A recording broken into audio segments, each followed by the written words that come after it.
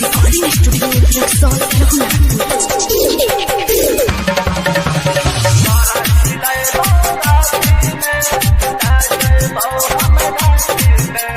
गोरखपुर के समोसा द छौरी, गोरखपुर के समोसा द छौरी, मुजफ्फरपुर के लिट्टिया तोरा खिलेबौ राती में, ले जइबौ हम गाछी में, तोरा खिलेबौ राती में, ले जइबौ हम गाछी में।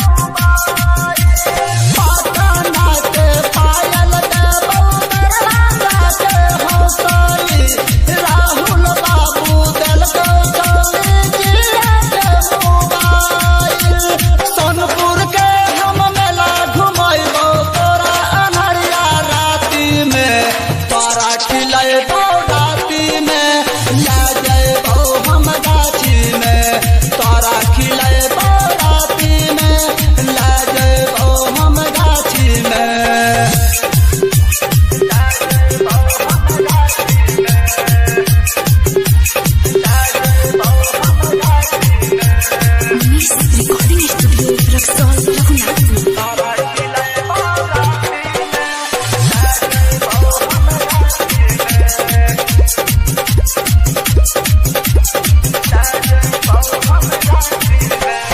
बनारस के साड़ी देबौ कलकत्ता के टिकोली, कल नहीं परसू छौरी आबी चाही माल गे।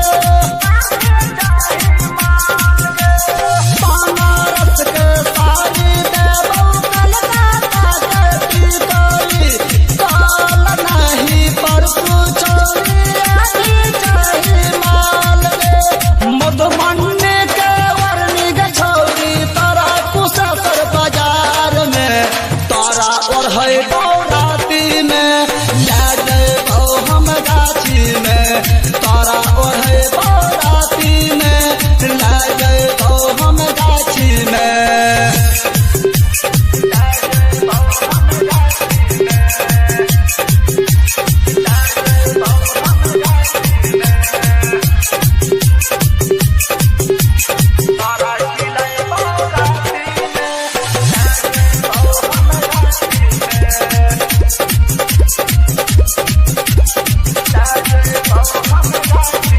खगड़िया के गजरा देबौ मोतिहारी के मोती,